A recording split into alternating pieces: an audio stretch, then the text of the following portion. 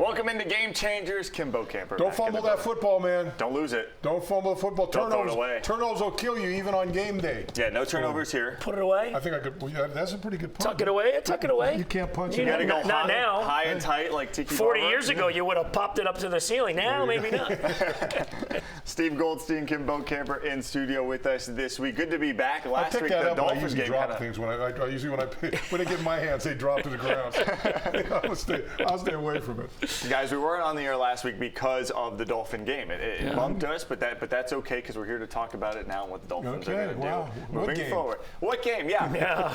Did anything happen while we were gone? A little bit. Obviously, Tua Tagovailoa is in the concussion protocol. Yeah. He's also on IR. He's going to miss at least 4 weeks or 4 games here, guys. So this got me thinking. With Tua's injury history, but I'll start with you. Should the Dolphins have, or maybe going forward, rethink the way they build their quarterback room? Like, obviously, we need to let Skyler do what he's going to do, but maybe invest more in terms of whether it's draft picks, high-quality backups. Yeah. I would say yes, based on where we are right now, because Tua obviously is out for 4 weeks. And now what happens if Skyler goes down? Then you're really, you're in trouble. Look, I go back to, I'm an old school guy. I go back to the Dolphins when Bob Greasy goes down. They had Earl Morrall and they had Jim Delgado, who was a pretty good quarterback, and then Stroud came in. So you had 3 quarterbacks that were really capable back then. Yeah. But I think the problem now is you put so much money into not only the quarterback, but now the wide receivers. Yeah. Those guys, the DBs, all of them. So the salary cap doesn't allow you to carry 2 quarterbacks of that caliber. I don't see any team out there really, unless you get one of those guys that's been a game like when Flacco, when he was floating around. There you go. You get someone like that. Made the playoffs with him. Don't have to spend much money on him, and maybe you catch him in the middle of the season even. But it would be hard to build a room of 3 quarterbacks where you could count on each one to have the level drop less than 10% per. Sure, Sure. But it's crazy. And you mentioned the money. And to me, this is where I think it gets complicated. Yeah. Because they gave so much to Tua. And literally like a month after the contract signed, something like that, month and a half, all of a sudden he's out. And you don't know how long he's out for. Yeah. And now you've got this major investment. And, you obviously hope he's okay, but from the business side and the football side, you've got this major investment sitting on the bench. So, Goldie, should the Dolphins have gone out and done more? Look, they drafted Skylar Thompson, and that's great. He's been in this offense a long time. But like any other position, like tackles, like guards, should you just be picking them up every single year? Well, I mean, they did that with quarterbacks. Yeah. I mean, they drafted Skyler, he played. They picked up Mike White, gave him a little bit of money. So they kind of have done that. I mean, you look at that guard position, you mentioned guard. I mean, Liam Eichenberg, Lester Cotton, Rob Jones, where did those guys come from? Right. I think there's 2 things that work here. Number one, by the way, I'm not so sure they're in major trouble if Skyler goes down. I'm pretty intrigued by Huntley's skill set with Mike McDaniel. Yeah. And number 2, the question that you pose, Mike, they feel they've done that. Yeah. They like Skylar Thompson. They do. So, we could sit here and say you should have done more. Yeah. They think they did enough. They're confident in this guy. Look at the last time we saw Skylar Thompson. Let's take away the Thursday night game because he got just thrown in. Right. Last time we saw Skylar Thompson, game 3 of the preseason, he's fighting for the job over Mike White. He took that job. He won that job on that night. So you saw a guy go out and do what he had to do and help and earn that job. Now, so I would say that the other, the people that are on the outside of that building are kind of, whoa, what's going to happen? I think the guys in the building, I agree with Mike. They're confident in Skyler. He knows that offense. He's been there for 3 years. They've seen him do stuff on the field. Now, the question is, are they going to raise their level of play to help him with that gap between the talent of Tua and the talent that he has? They first of all, it's not even a Skyler thing at this point. I think it's the offense in general. The offense hasn't scored 20 points, more than 20 points over the last 4 regular season games. Yeah. So obviously you got to temper expectations with Skyler because I think that offense still has things to figure out whether Tua was in there or not. But let's talk about the next 4 games for the Dolphins. You mentioned the trust they have in Skyler. Yeah. Do you think he can get it done? I mean, it's the hardest quarterback they're going to see is this week against Seattle, Bo.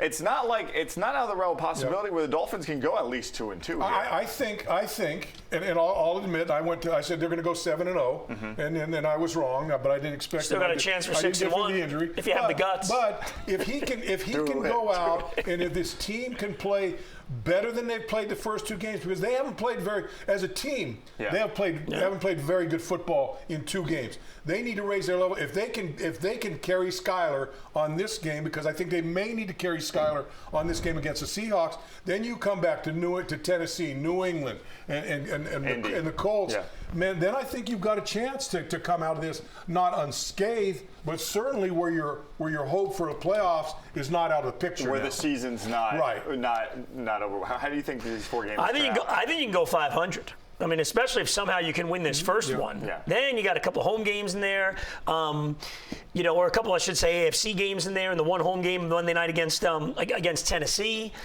They got to win this game. Yeah. I think not only for what we're talking about, just from a confidence standpoint of, okay, we can do this. And I got to tell you, to me, I know the players are the ones playing the game, and they all need to step up, and they've talked about that. This situation's on the coach. This is where the coach makes the difference, that it doesn't matter who's in there, you need to find a way. And I don't think there's anybody better equipped to do that than Mike McDaniel. Get creative. You can't get it to Tyreek downfield, throw the wide receiver screen right at the line of scrimmage and get the football in his hands. Figure all that out. I'm pretty intrigued by what's going to happen. Now, the interesting thing is this week's game is a real tough one. New center on your team. Yep. They did play a little bit together last week. Skyler back in there, first start in 2 seasons, and you go into a place like Seattle where you're going to have a silent snap count anyway. And as we know, the Dolphins' plays are pretty long getting in there, so they've really got to hone that in, get the plays into Skylar Thompson, snap the ball, and run it. The good thing they have for the next 2 games, they've had extra time to prepare for this game is a Thursday night, and they're going to get an extra day to prepare for that Monday night game against Tennessee. And Skyler mentioned it yesterday in his press conference. He said, I have to be that calm, confident voice in there. Yeah. And that's what he has to be. And I think, to your point, if he just get it to your weapons, you're loaded on offense. Just get it to those guys and let them go, and make sure it's Tyreek Hill and Jalen Waddle. Let's not make it any more difficult. And maybe this is the week, we all talked about this in the preseason and training camp. Maybe this is the week we see a little more of Jonnu Smith getting him that ball, the little flips out to the front, the jet sweeps, and you limit the mistakes. Right. And look, with that, Tua's ball handling has really gotten to an elite level. And we've seen him during the preseason. Some of you go, which way? Who's got the ball here? Right. And Skylar Thompson's going to benefit from that because he's been in that offense. He's been running those plays. So if they can do some of that little change of direction, all those kind of things and little trick plays. I'm not saying that trick plays are going to win the game for you, but you need to keep them off balance. Like you go back to last week's game, and Buffalo comes out. They don't have no wide receivers that could play in that game. Right? So what do? They bring a third tackle in, they put them on the line of scrimmage, and they start mauling them. First play, 49-yard touchdown. And so maybe the Dolphins take a page out of their book and say, look, if this isn't working for us, well, let's try to do this and try to power. Because the strength of the Seahawks' defense is in their secondary. Yeah. They got really good secondary, got really good corners, really good safety in there, and so that's going to be tough to throw against. So if you need to go to page 2, go ahead and give it a try. All right, before we go to break, real quick, what's the Dolphins' record after 6 games? Ooh, after good question. 6 games? Yeah. They've had 2 already. Next 4. I'm gonna say 4 and 2. 4 and 2. I'm gonna give them the benefit. All right. 4 and 2. 3-3, 500. 3-3. That's the goal. You're in decent shape if you're 500 with Arizona coming in. You're gonna be a pessimist, right? I'm 3-3. You're bordering on pessimism. Yeah, 500. 500, but I'm on 500 train too. That's where I think they're at. Okay. Well, New England's playing a little better than we thought they would, and come on. All right, maybe 3 and if you win, how's this? Win Sunday, 3-1. There you go. Bill Belichick's not there anymore. No, I know that. You don't have to be angry anymore. Hey, their guys doing a pretty good job coaching up that team. I know, but you were like, oh, come on. I don't know when it's going to end in New England. No, I know it's going to end sometime. But for the most part, they're playing pretty hard. I believe one of the teams that Seattle beat was New England. Right. There you go. But a tough game. Yep. All right, still to come on Game Changers, we're going to talk quarterbacks. Are we ruining quarterbacks in the NFL? We're going to discuss that next. Paying them. How can you ruin them?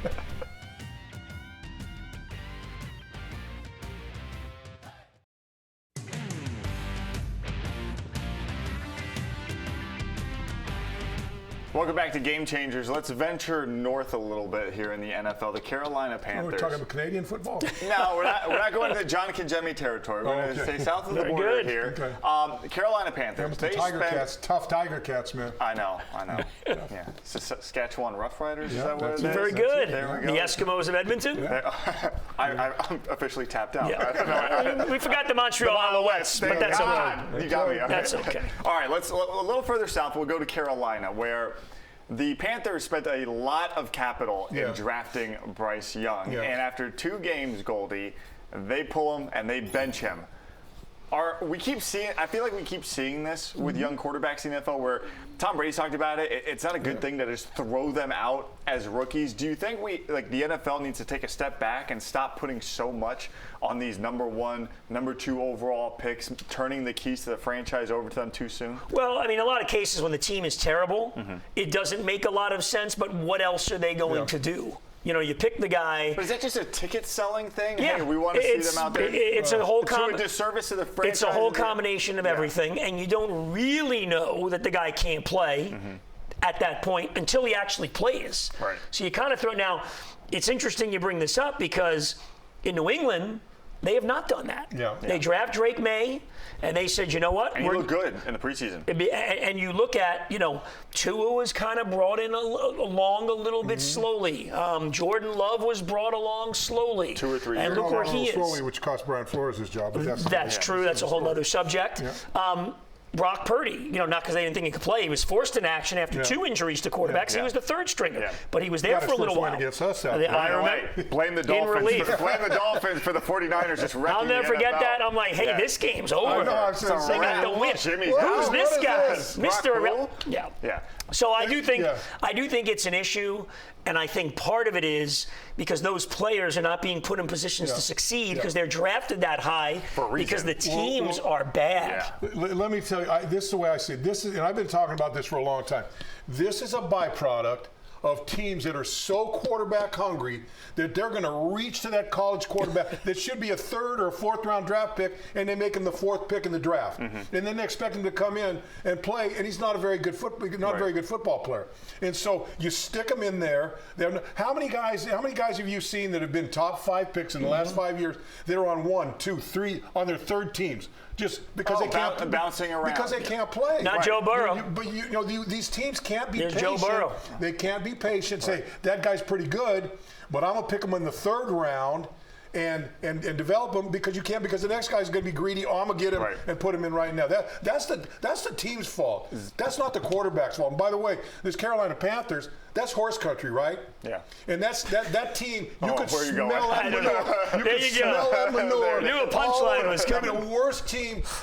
He may be worse. That owner may be worse than Daniel Snyder. Oh, boy. 2 times. Wow. That's unique company right there. But you do have the Joe Burrows, the Justin Herberts. You do have some guys. You have the Zach Wilsons. You have the Sam Darnold, who good for him. For every one of those, there's 2 other guys. I would agree with that. Right? I agree with that. It's just so tough. Yeah, by the way, Sam Darnold playing pretty good football. But look, you give him some more time. Let's talk about that Brian Flores defense too. They're playing lights out. Hey, Andrew Van Ginkel. How about that? It hurts to see him do Christian that. Wilkins. Let's want to keep going down. All right. Let's stay on the quarterback topic, because the guy who's getting a lot of 1st-round love right now is the guy in our backyard, Cam Ward for the Hurricanes. Everyone's putting him in the Heisman race. This early in the season, he's only played 3 games, but he looks spectacular. Bo, who or what would get in the way of Cam Ward winning the Heisman this season? Who or what? Yeah. I think. Well, look. I think he's going to have a really good season. I think he's going to be in this Heisman race all the way, because I think the Canes are going to be. I think they're going to creep their way up. They could get up to 3, 4, somewhere around there, and really be in the mix.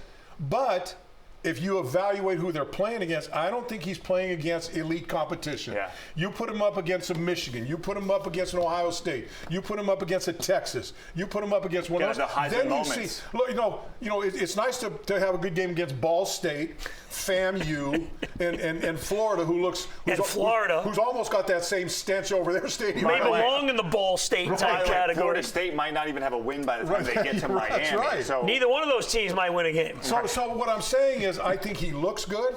I think he's got the talent, but you need to judge talent against the best talent there. If you want to be a Heisman guy, you got to play against the best and beat the best, or at least show out in the best games. Goldie? I agree with all that. That's why I say Jalen Milrose is who will stand in his way if he doesn't win it, because he's got a crack at Georgia coming up. Yep. And if he beats Georgia, up to the top. He's up there. Plus, he's got the length. Let all naysayers know he's got that line of clothes bow. Yes. So he's ready looking ahead. Well, that's the other thing. He's a businessman. These guys can give. They make enough money in college. They just stay in there for another couple years. They got guys. That guy in there's playing 9 years of college. Well, football. remember the old joke about Eric Dickerson and Craig James at SMU in the day. The only guys who went to the NFL and took the pay cut. Not the case anymore. You can make plenty of money in college. I can't believe I agree with both of you on this. I'm going to throw out another name, Travis Hunter, because he's the okay. I don't think he's going to get votes. No. Yeah, I think he could. I think Jackson Dart's got a better chance. Yes. Oh, no. Yeah. I mean, he can chuck it. There are a few names out there, but it is interesting watching Travis Hunter have a touchdown to interception ratio as a stat. But they're bad, and he's They're not bad getting too. the Heisman moments. Look, if he keeps going the way, this is, and I know Michigan was good, but this is like a Desmond Howard, kick returner, kind of slash, kind of half receiver a little bit. Best football player. Best football player. This guy clearly. Usually goes to the best quarterback, though. You know what? He could play. He could play three sides of the ball. He could play offense, defense, special teams, and be spectacular in every one. Remember Goldie Lockbaum? Yeah, I think if you took Travis Hunter off Colorado and put him on any of the major teams right now, he would still stand out. Okay, but he's not on those teams. But and the Heisman voters. By the way, is Deion Sanders going to Florida? He's going to take that class. He'll be making a mistake in games. So I'm going to go one of the three to finish it up. Ward, Milroe, or Dart. One of those three quarterbacks wins the Heisman. Next week on Game Changers, we'll dive into Deion Sanders. Boy. Give it another week. All right, you don't have that on your topic list there, Mike? All right, let's see. You didn't make the Cunyo topic list. No, you know what we are going to talk about? Yeah. Stanley Cup champion. Right. Florida And Panthers. we had the big production meeting. You could have suggested the question during the big production meeting the other day. Yeah. Where are you? Did you go to that production meeting? We'll be right back. Is he overlooking the Panthers now already?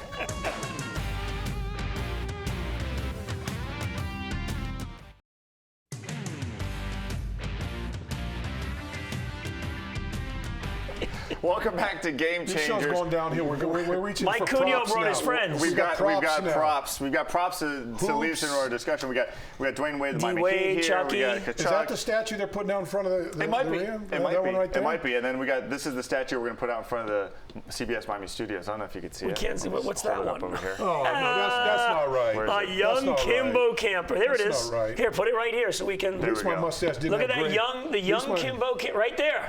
God. Look at that. You want to talk about a big three?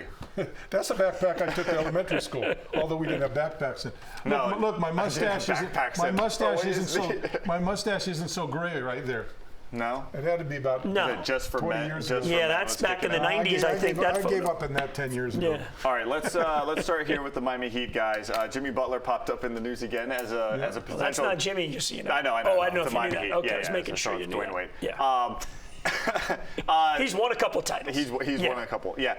So Jimmy Butler popped up in the news as a potential trade target for the Golden State Warriors. Goldie, are you over talking about whether Jimmy Butler should be traded? Will be a member of the Heat at the end of this season? Where does this story end with Jimmy? The first question you asked is yes. You're over it. I mean, we're back to this. I know. We were just talking about this a few months ago.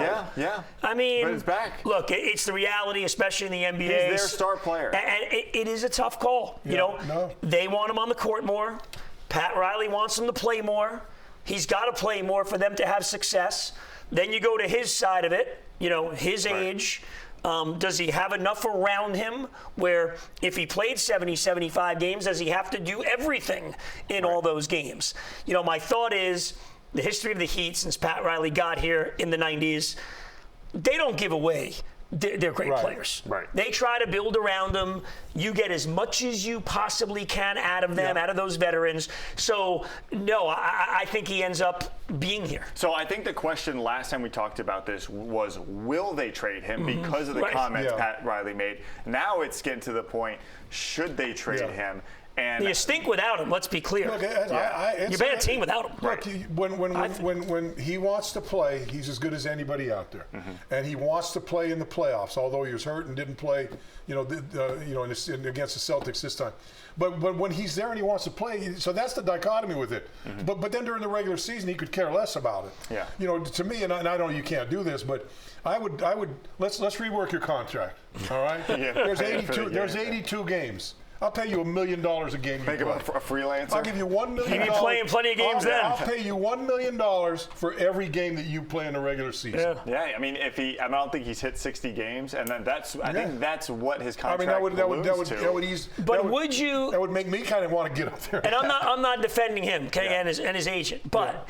If he goes and plays the 70, 75 games, is there any chance that he has enough physically in the tank to take you to a championship? Because that's what this franchise, he didn't have with Pat Riley, he didn't have enough playing 50 games. That's my point. Yeah. Pat Riley, you don't want to sneak in as the 7-8 seed and make it. No. It's championship. There's winning and there's misery. That's the Pat Riley saying. So, it's really an interesting.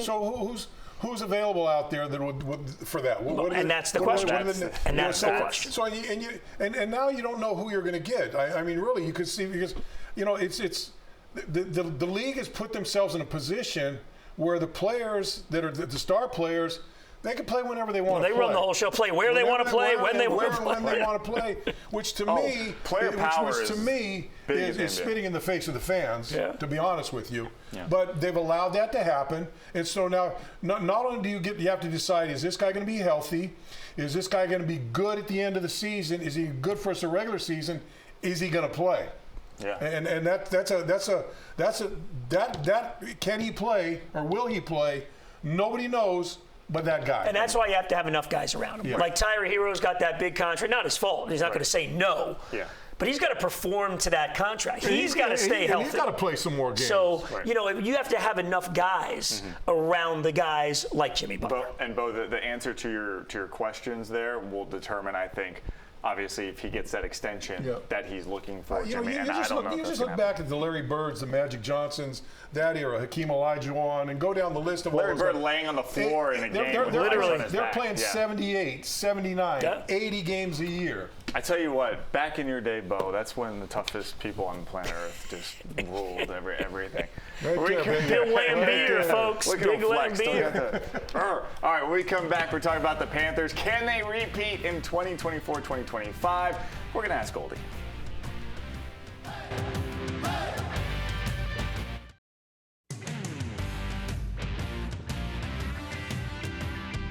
Welcome back to Game Changers. You know what I love about Goldie? He comes in here, looks fresh. No championship hangover for you. No. You got fitted for your championship ring, which is insane. So congrats to you. My question is, I think 13? Does that sound right? No, that's too big. 12 and a half? That's too big. 12 and a half? That's shoe size. Something like that. Maybe. Yep. I don't know. What are you, a jeweler? Goldie, are you going to get fitted for a ring next season, too? Okay, so here's my thing on it. I think they have a great chance to repeat, and I will tell you why. Number one, the top 8, 10 players are back. Number two, I think they have enough new guys where those guys haven't won. So you want a little turnover, get some hunger in there. And number three, I was out there, first day of camp. Paul Maurice, you would think they hadn't won a thing. Yeah. He's barking at him. He's skating them. And the biggest thing is that guy, Matthew Tkachuk and Alexander Barkov, from day one on Thursday, they have turned the page. They're not even talking about. So I think they've got a shot. Now, everything has to go right, obviously, and everyone's going to be shooting for you, but I think they've got the right mentality in order to do that. And the big challenge, like we talked about, Tua is out on Sunday, Mike McDaniel, Paul Maurice has the challenge. When they try to take the shortcut in a regular season game and on Wednesday night in Ottawa, you got to nip that in the bud, because human nature is you'll try to do that. Paul Maurice went up in the woods in Canada and got it up. And he said, look, we're going to do that 5 day. We're in this 5 day. He's going to torture him for 5 days. Pretty much. But they've got a game, so there's only 4, and then they got 2 games. He goes, don't worry. When they come back, we'll get that 5th day in. You're not going to leave anything to chance. Next time on Game Changers, I'm going to find out if I'm actually going to get to go to a game with Bo this year. You guys got to do that. It's date night. I'm going to make it happen. It's date night for you, too. I'm going to make it happen. Come on. I'll get the tickets you pay for. We'll see you next time on Game Changers. You can come too if you want to pay. He's out. Thanks for watching. We'll see you next week. Yeah. You got a whole row up in the 300. Those media comp tickets. $250 a game.